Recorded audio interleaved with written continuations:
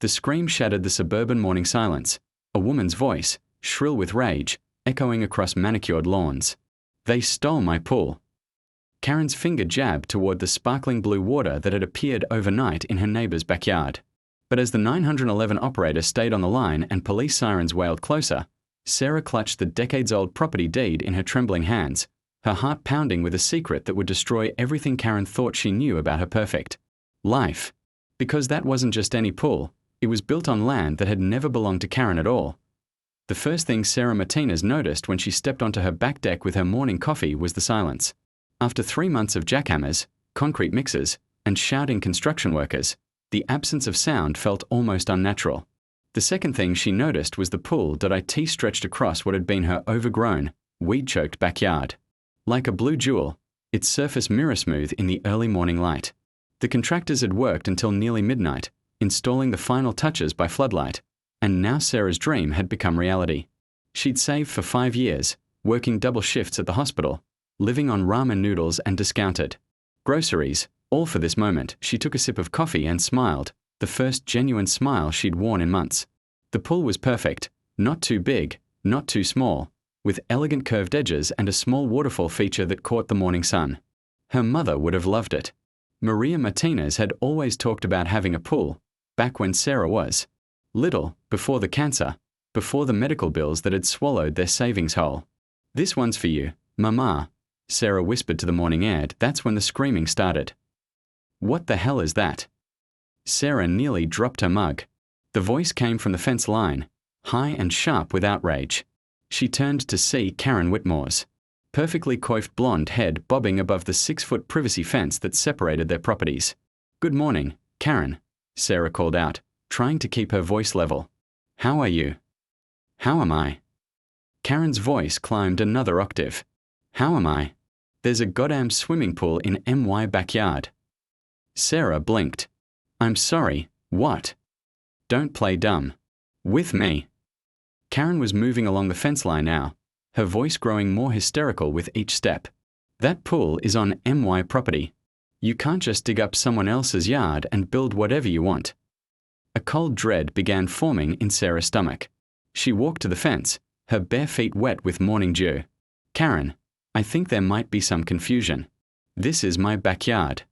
I had the pool built on my property." "Bullshit."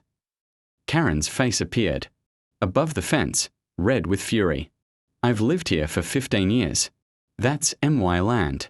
You've stolen my backyard." Sarah stared at her neighbor, trying to process what she was hearing. Karen Whitmore was many things: judgmental, gossipy, prone to calling the HOA about every minor infraction, but she'd never seemed completely unhinged. Until now. "Karen, I have all the permits, the surveys, everything. The pool is entirely within my property lines. I don't care what fake documents you've cooked up. I know my own backyard." Karen's voice was reaching dog whistle levels now. "You probably bribed someone at the city. I'm calling the police." "Wait, let's just..." But Karen was already gone, her footsteps pounding across her deck. Sarah stood frozen by the fence, her coffee growing cold in her hands. This couldn't be happening. Not today. Not when everything was finally going right. She pulled out her phone and scrolled to Marcus Webb's number. Her contractor picked up on the second ring. "Sarah, how's the pool looking in daylight? Beautiful, right?" "Marcus, I need to ask you something. You're absolutely certain the pool is on my property, right? We had it surveyed." There was a pause. "Of course. Why?" "My neighbor is. She's claiming the pool is on her land." Marcus laughed, a deep rumble. "Lady, I've been doing this for 20 years. First thing we do is check property lines. Your survey. Stakes were clear as day. That pool is smack in the middle of your lot." Okay, good." Sarah felt some of the tension leave her shoulders. "She's pretty upset, so I just wanted to make sure. Some people get weird about neighbors improving their properties. Makes them feel bad about their own place, you know? Don't worry about it." But as Sarah hung up, she could hear Karen's voice from next door, high and agitated, talking rapidly to someone on the phone. The words theft and police drifted over the fence point 20 minutes later, As Sarah was getting dressed for her shift at the hospital, she heard the sirens point 2 patrol cars pulled up in front of Karen's house, their red and blue lights painting the quiet suburban street in emergency colors. Sarah watched from her bedroom window as Karen emerged from her front door, still in her silk pajamas and slippers, gesticulating wildly at the officers. Sarah's phone buzzed. A text from her next-door neighbor on the other side. Mrs. Chen, what's happening? Police at Karen's house. Before Sarah could respond, her doorbell rang. She opened the front door to find 2 police officers on her porch, a tall black man with graying temples and a shorter Latina woman with sharp eyes. Behind them, Karen stood on the sidewalk, practically vibrating with righteous indignation. Ms. Martinez, the male officer said. I'm Officer Johnson. This is Officer Reyes. We've received a complaint about some kind of property dispute. Sarah's mouth went dry. Yes, I think there might be some confusion. There's no confusion. Karen pushed past the officers, pointing an accusatory finger at Sarah. She built a swimming pool on MY property. It's theft. Grand theft. Officer Reyes held up a hand.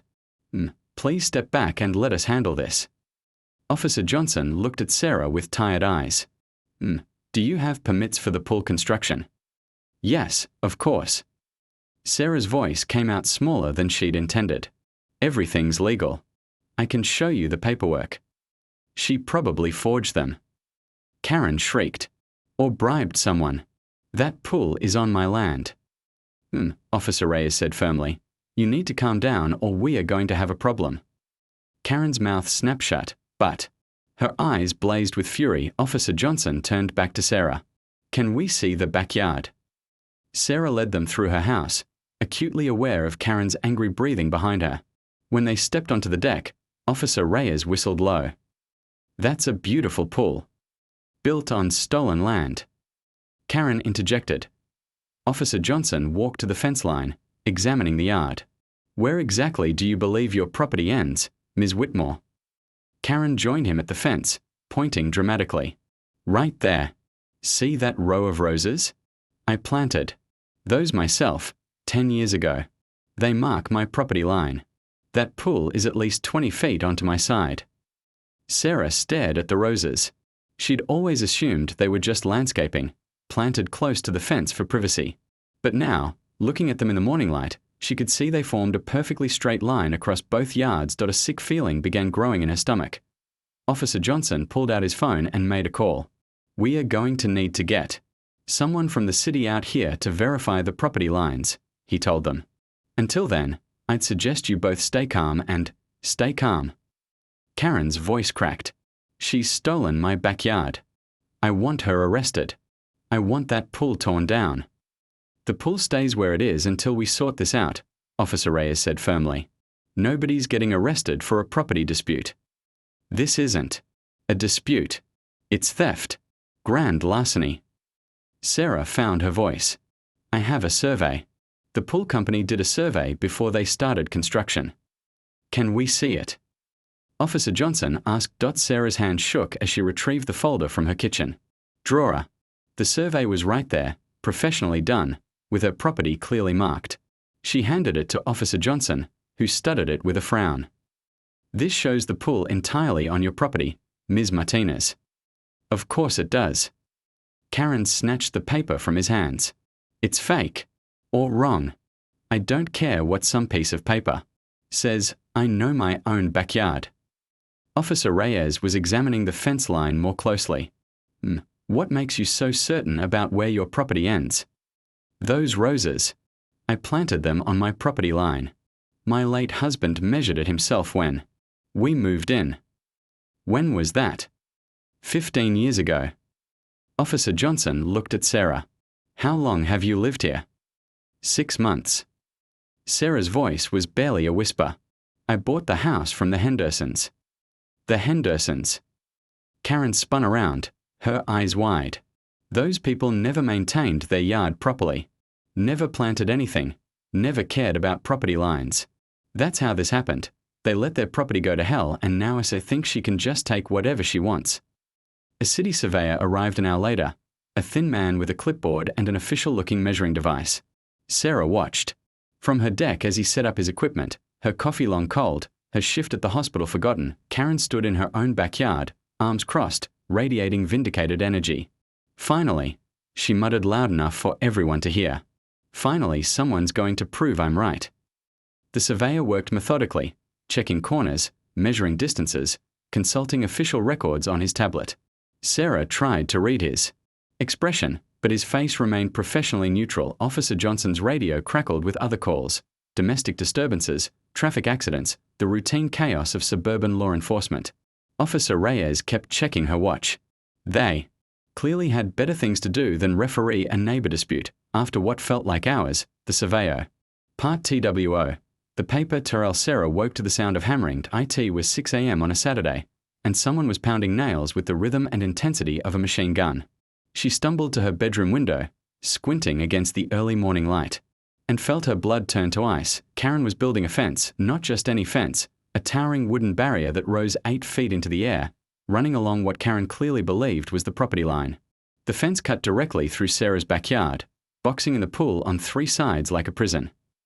What the hell?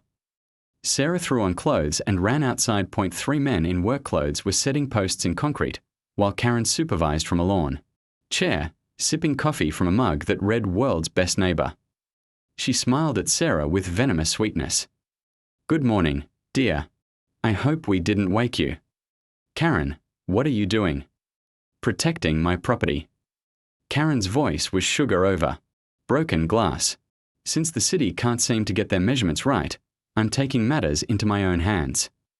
Sarah stared at the fence posts. They were positioned exactly where Karen's roses grew, cutting through Sarah's yard like a scar. The beautiful pool, which had looked so perfect yesterday morning, now sat trapped in a wooden cage. "You can't do this." The surveyor proved the property line yesterday. One man's opinion. Karen stood and brushed imaginary dust from her designer sweatsuit. "I've done my own research. My family has owned property in this neighborhood for 30 years.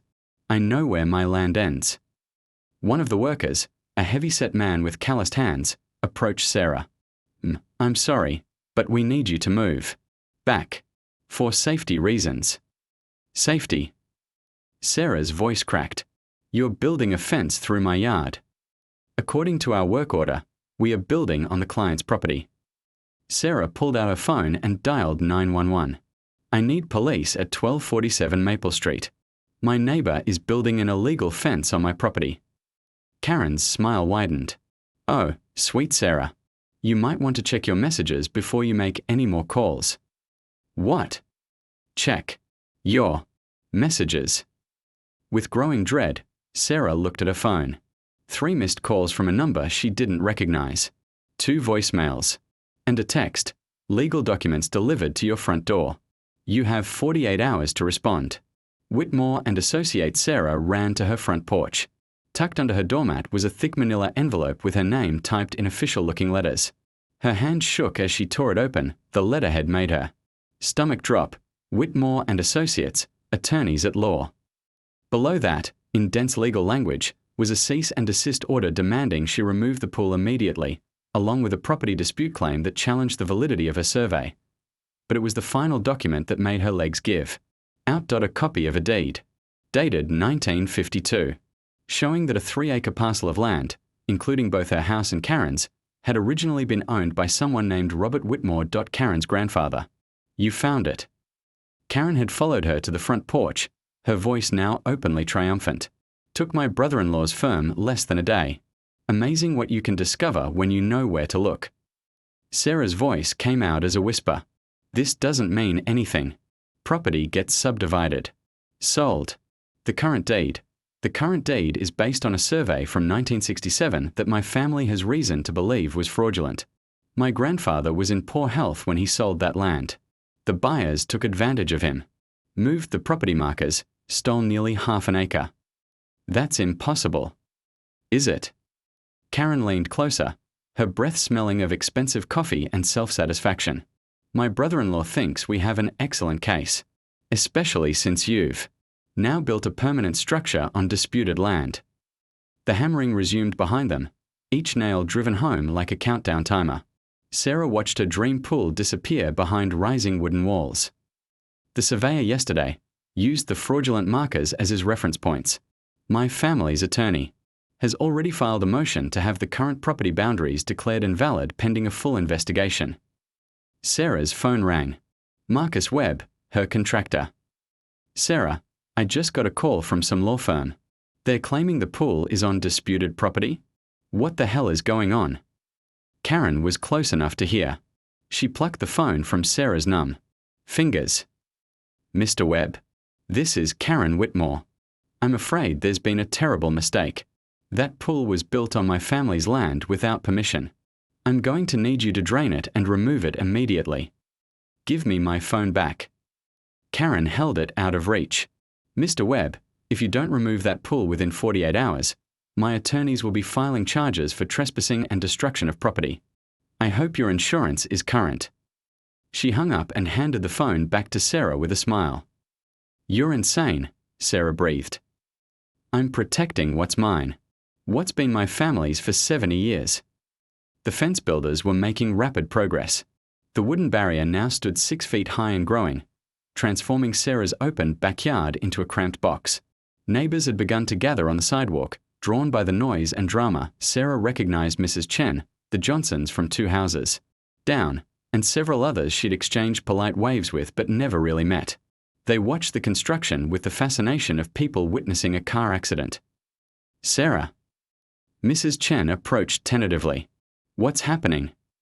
Before Sarah could answer, Karen stepped forward with the authority of someone accustomed to commanding attention. I'm afraid there's been a property dispute. Sarah built her pool on my family's land without permission. We are simply protecting our property while the courts saw it out. Murmurs rippled through the crowd. Sarah saw doubt creep into their faces, the subtle shift that happens when someone's version of events sounds more official, more reasonable. That's not true, Sarah said, but her voice sounded weak even to her own ears. The pool is on my property. I have surveys, permits, based on fraudulent markers, Karen interrupted smoothly. My family's been in this neighborhood for decades. We know where our land ends. Mrs. Chen looked between them uncertainly. Maybe you should both wait for the courts to decide. Exactly what I've been saying. Karen's voice was the picture of reasonableness. Unfortunately, Sarah seems determined to keep using stolen property. It's not stolen. Then you won't mind staying out of the pool until this is resolved. Karen's eyebrows rose in challenge. If you're so confident in your position. Sarah felt the weight of a dozen pairs of eyes on her. The reasonable thing would be to agree, to take the high road, to wait for the legal system to vindicate her. But every instinct screamed against giving Karen even an inch. I'll use my pool whenever I want. The watching neighbors exchanged glances. Sarah could see their judgment crystallizing. The crazy new neighbor who built a pool on disputed land and refuses to compromise. Karen's smile was radiant. Well, then I suppose we'll see what the courts have to say about that. By noon, the fence was complete. 8 feet of solid wood running in a perfect line through what had been Sarah's backyard, turning her pool area into a cramped enclosure barely 15 feet wide. The workers cleaned up their tools and left, leaving Sarah staring at the wooden wall that had transformed her dream into a nightmare. She called her own lawyer, a woman named Janet Torres who'd handled her house purchase 6 months ago. Janet's secretary said she was in court but would call back. Sarah spent the afternoon researching property law online, growing more confused with every article she read. At 8:04 p.m., her doorbell rang. Sarah opened it to find a young man in an expensive suit holding a clipboard. Sarah Martinez. Yes. I'm serving you with a temporary restraining order. You're prohibited from using the pool or accessing the disputed area until the court hearing next week. Sarah stared at the papers. You can't be serious. I'm just serving the documents. If you have questions, contact the court. He left.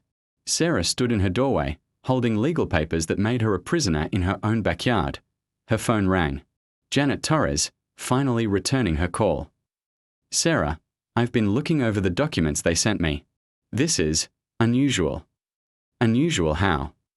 Well, the property dispute claim is fairly standard, but they're moving very aggressively, filing for temporary injunctive relief, demanding immediate cessation of pool use. It's like they're treating this as an emergency. Is their claim legitimate? Janet was quiet for a long moment. I don't know yet. I need to research the chain of title going back to 1952. But Sarah, I have to tell you, if there really was fraud. In the original property division, if those boundary markers were moved illegally, this could be very serious. How serious? You could lose your house. The words hit Sarah like a physical blow. What? If the current property boundaries are declared invalid, if your house is partially on their land. I'm sorry, Sarah. I don't want to scare you, but you need to understand what you're facing. Sarah sank into a chair. How is this possible? I had title insurance, inspections, everything. Title insurance covers defects in the title chain, but if there was original fraud, look, let me do some research.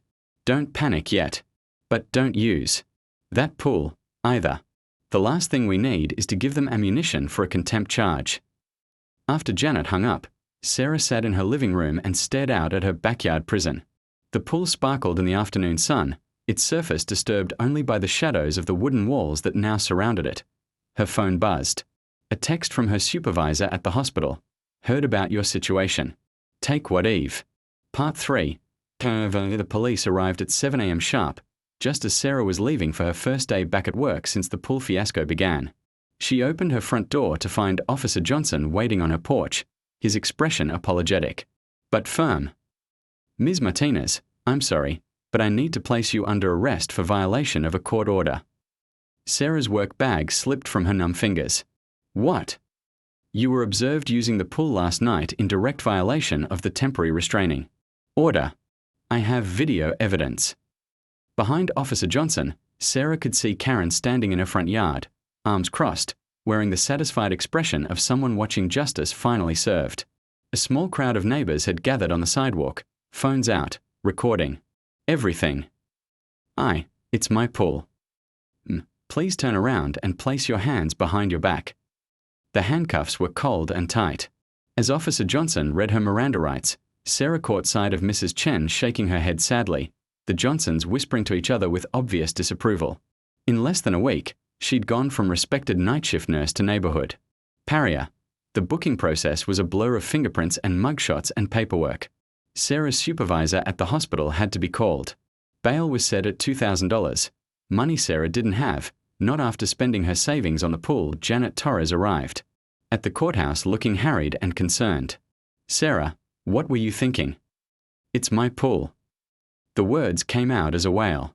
It's my backyard. How can they arrest me for using my own property?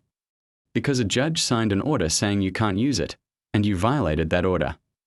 Janet rubbed her temples. This makes everything worse. Now they can paint you as someone who doesn't respect the law.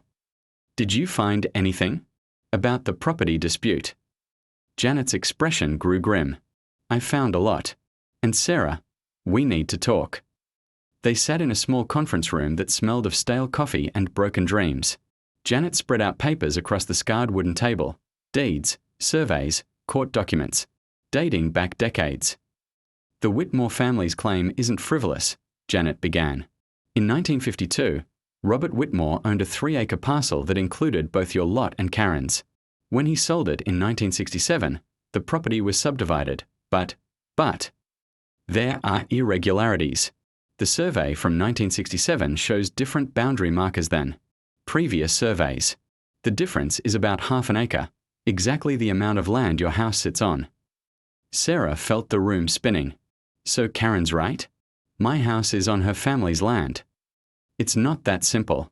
Even if the 1967 survey was fraudulent, there are statutes of limitations, adverse possession claims, good faith purchaser protections. But Sarah, the legal fees alone could bankrupt you. And if they win, I lose everything. Your house, yes. And you'd be liable for damages, the cost of removing the pool, restoring the land. We are looking at hundreds of thousands of dollars. Sarah stared at the documents, the black ink blurring through her tears. How is this possible? I bought the house 6 months ago. Everything checked out. I spoke to the title company. They're reviewing their insurance policy, but initial indications are that they won't cover this kind of original fraud claim. So I'm on my own. Unless. Janet hesitated. There might be another option. What? I did some digging into the Whitmore family history. Robert Whitmore, Karen's grandfather, died in 1968, 1 year after the supposedly fraudulent sale. His estate went through probate, and there are some interesting discrepancies in the records. Janet pulled out a thick folder. Robert Whitmore had 2 sons, Karen's father, William, and his brother, Thomas. When Robert died, Thomas contested the will, claiming the land sale had been made without his knowledge or consent. What happened? The case was settled out of court. Both brothers received substantial cash payments, and Thomas agreed to waive any claim to the property. But here's the interesting part. Thomas never signed the settlement agreement. Sarah leaned forward. What does that mean?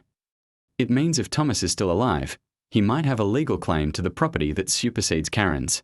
And if that's the case, her claim becomes invalid. Exactly. Janet's eyes gleamed with the first hint of optimism Sarah had seen all week. I found records showing Thomas Whitmore moved to Oregon in 1969. If we can locate him, if he's willing, to testify about what really happened. For the first time in days, Sarah felt a spark of hope. How do we find him? Leave that to me. But Sarah, this is a long shot. Thomas would be in his 80s now if he's still alive. And even if we find him, there's no guarantee he'll want to get involved in a family dispute after all these years. Sarah was released on bail that afternoon, returning to a house that no longer felt like home. The wooden fence loomed over her backyard like a monument to her stupidity. The pool sat empty now. Karen had somehow gotten a court order to have it drained, claiming the water was damaging the disputed property. Her phone had 17 missed calls and 43 text messages. Most were from co-workers offering support, but several were from numbers she didn't recognize. She played the voicemails with growing horror. You're a thief and a liar and everyone knows it. Hope you enjoy jail, pool stealer. Why don't you move back where you came from? The Facebook video of her midnight swim had gone viral in their small community. The comment section was a cesspool of judgment and speculation. Someone had created a meme using her mugshot with the caption, "When you literally steal your neighbor's backyard." Sarah turned off her phone and drew all the curtains. She was a prisoner in her own home. That evening, as she sat in her darkened living room eating takeout Chinese food, her doorbell rang. Sarah ignored it, but the ringing continued, followed by insistent knocking. Sarah, it's Mrs. Chen. I need to talk to you. Reluctantly, Sarah opened the door. Her elderly neighbor stood on the porch holding a manila folder, her expression troubled. I'm sorry to bother you, but may I come in? They sat in Sarah's living room, the folder unopened between them. Sarah, I've lived in this neighborhood for 30 years. I knew the Hendersons before you bought their house, and I knew Robert Whitmore before that. Sarah's pulse quickened. You knew Karen's grandfather. Not well, but yes. And I've been thinking about this property dispute, trying to remember details from back then. Mrs. Chen opened the folder. I found some old photographs. The pictures were black and white, showing the neighborhood as it had looked in the 1960s. Sarah's house was there, but smaller, with different landscaping. And the lot lines. Look at this one. Mrs. Chen pointed to a photo showing a neighborhood block party. This was taken in 1966, just before Robert Whitmore sold the property. See the fence line. Sarah studied the image. The fence between what was now her property and Karen's was clearly visible, and it ran exactly where the current survey placed it, not where Karen's roses grew. Mrs. Chen, this proves there's more. Mrs. Chen pulled out another photograph. This was taken in 1968, after the sale. Look at the fence line now. In the second photo, the fence had been moved. It now ran exactly where Karen claimed the property boundary should be, 20 feet into what the current survey showed as Sarah's land. Someone moved the fence after the property was sold, Sarah breathed. Robert Whitmore was very sick in his final years. Alzheimer's, we thought, though they didn't call it that then. He became confused, paranoid, started accusing neighbors of stealing his land. So he moved the fence himself. Mrs. Chen shook her head. Robert was in a nursing home. By 1968, someone else moved that fence. Who? I can't prove it, but Mrs. Chen glanced around nervously. William Whitmore, Karen's father, was handling his father's affairs by then. He was the one who found buyers for the subdivided lots, who handled all the paperwork. The implications hit Sarah like a physical blow. Karen's father moved the fence to make it look like fraud? To create a future claim to the property?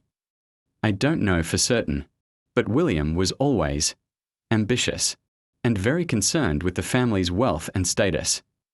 Sarah stared at the photographs. Why are you showing me this? Why get involved?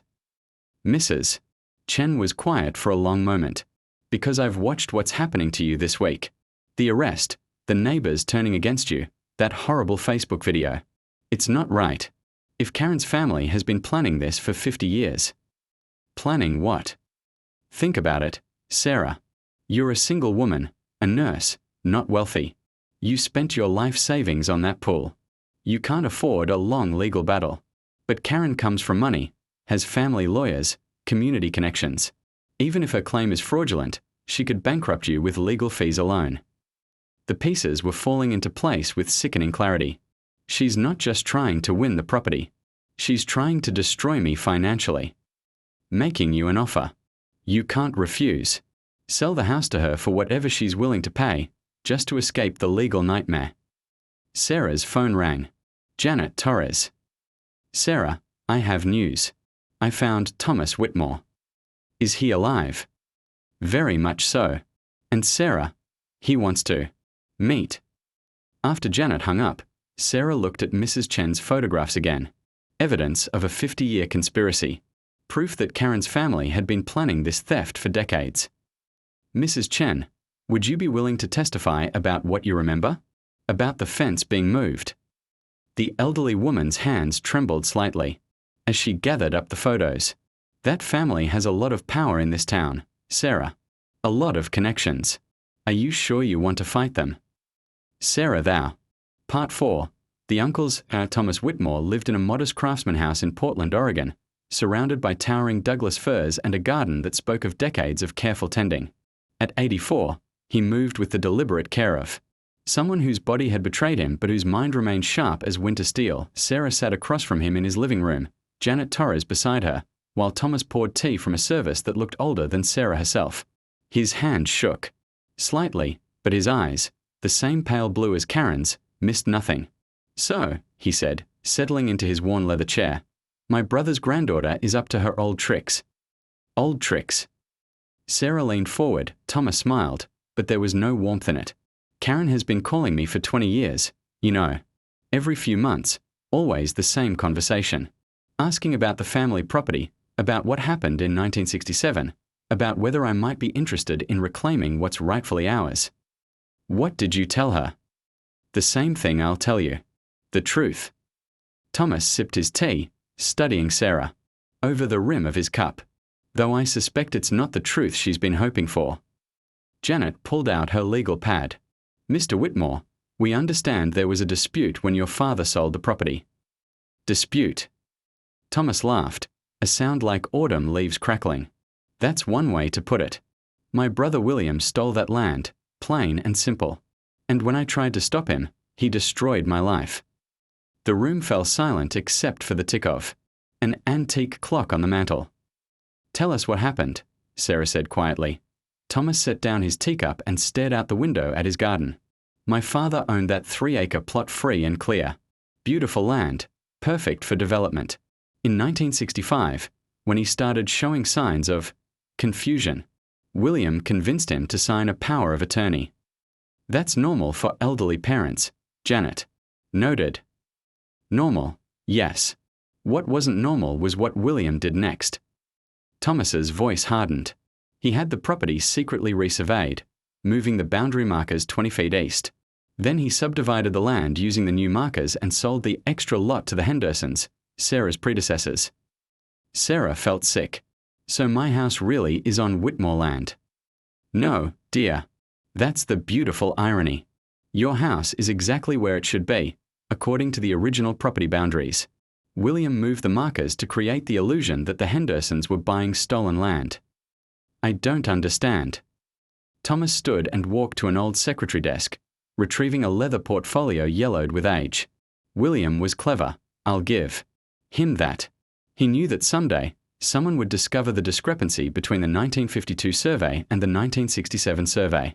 He wanted it to look like the buyers had cheated our father, not like he had cheated them. But why? Insurance, you might say.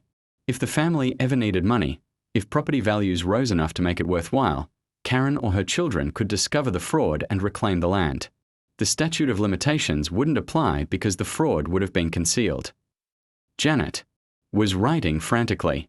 You have proof of this. Thomas opened the portfolio and spread out documents that looked ancient compared to the ones Sarah had been wrestling with.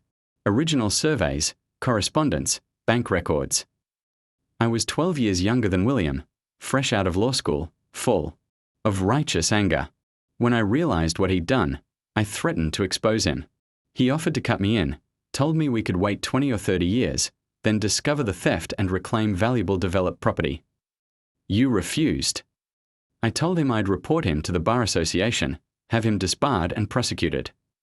Thomas's voice grew quiet. That was a mistake. What happened? Thomas walked back to his chair, moving like a man carrying invisible weights. 2 weeks later, I was arrested for embezzling from my law firm. $15,000 missing from the client trust account, with forged withdrawal slips bearing my signature. Sarah gasped. He framed you. William had connections everywhere, banks, courts, the local bar association. The evidence was compelling. I was disbarred, charged with felony theft. My fiancée left me. My law practice was destroyed. But you were innocent. Try proving that in 1968, with William's friends controlling the investigation. Thomas's hands clenched into fists. I took a plea bargain to avoid prison, moved to Oregon and spent the next 40 years building a new life. Janet looked up. From her notes. Mr. Whitmore, do you still have evidence of the original fraud? Everything. Thomas gestured to the portfolio. Bank records showing William's payments to the surveyor who moved the markers. Correspondence with the title company. Even a confession. A confession. Thomas smiled grimly. William thought he was very clever, but he was also very drunk at our father's funeral in 1968. He told me exactly what he'd done, how he'd framed me, how the family would be set for generations with this insurance policy he'd created. You recorded him. I had a small tape recorder. Bought it after the arrest, hoping to catch him admitting to framing me. Instead, I got his full confession about the property fraud. Sarah's heart was pounding. That tape still exists. Oh yes, along with everything else. I've been waiting 56 years for someone to ask me about it. Janet set down her pen. Mr. Whitmore, why didn't you ever come forward? Why let Karen's family get away with this? Thomas was quiet for a long time. Revenge is a cold dish, Ms. Torres.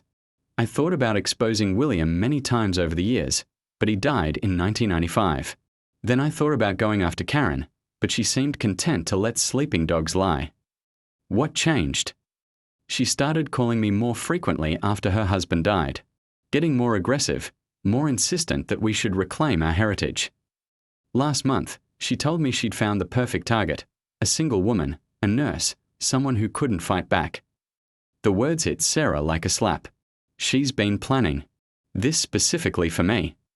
Karen has been watching their house for years, waiting for the right victim. When the Hendersons moved to Florida and a young woman bought the house alone, she saw her opportunity. But the pull was just the trigger she needed.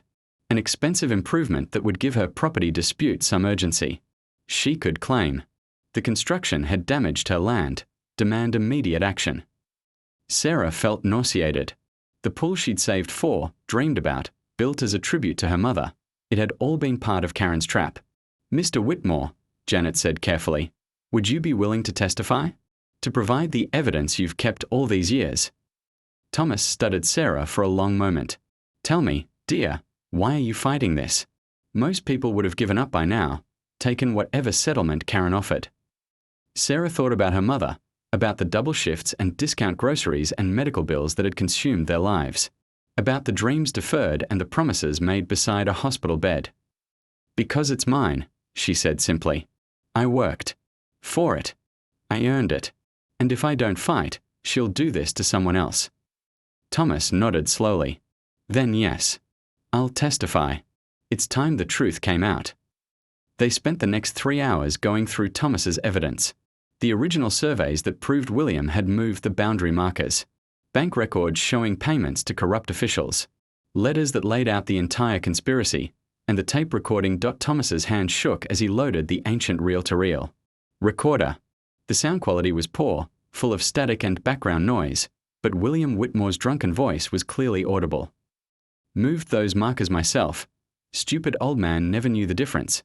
Now we've got them right where we want them. Someday Karen or her kids can take it all back. The voice from beyond the grave that would destroy Karen's claim forever. There's one more thing, Thomas said as they prepared to leave. Karen doesn't know I kept any of this. She thinks I'm a broken old man, too scared to cause trouble. When she finds out what we are planning, what will she do? Whatever it takes to stop us. Karen has her father's ruthlessness and her grandfather's paranoia.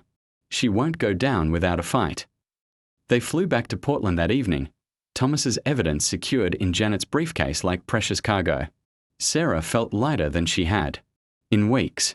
Justice was finally within reach, but as their plane descended toward the airport, Sarah's phone buzzed with a series of increasingly frantic messages. Mrs. Chen, police at your house. Something happened. Marcus Webb.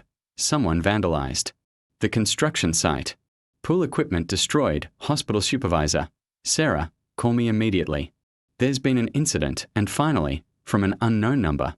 You shouldn't have gone to Oregon. Some secrets are better left buried. Sarah stared out the airplane window at the lights of a city below, her brief moment of triumph already fading.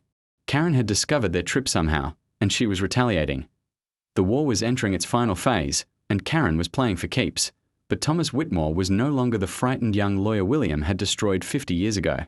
He was an old man with nothing left to lose and a lifetime of scores to settle, and for the first time since this nightmare began, Sarah wondered if Karen had finally picked a fight she couldn't win.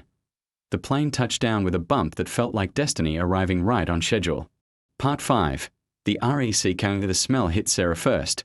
Chlorine and concrete dust mixed with something acrid that made her eyes water. Her house looked like a war zone. The pool equipment lay scattered across her lawn in twisted metal pieces. The pump housing cracked open like an egg. Someone had poured what looked like acid into the empty pool, leaving angry burn marks across the beautiful blue tiles. But it was the message spray-painted across her back fence that made Sarah's blood freeze.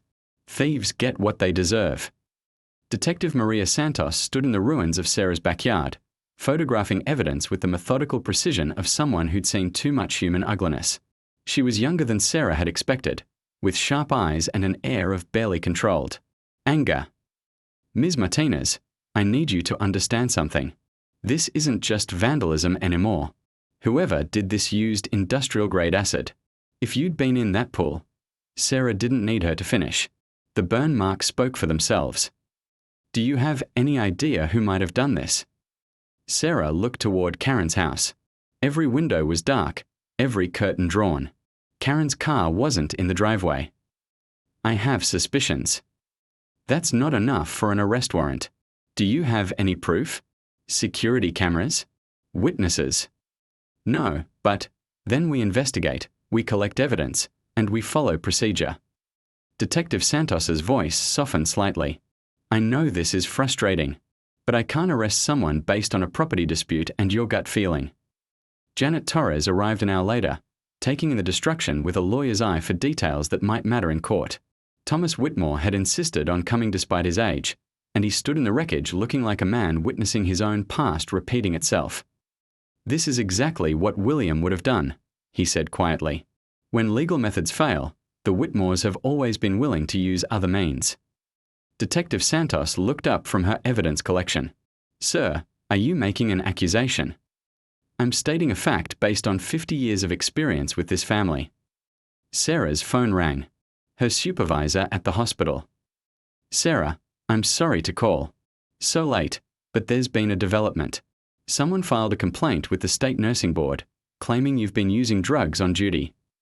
The world tilted sideways. What? It's anonymous, but they claim to have video evidence of you taking medication from patient supplies. The board is requiring immediate suspension pending investigation. Sarah sank onto her front steps. I would never. I know, and I told them that.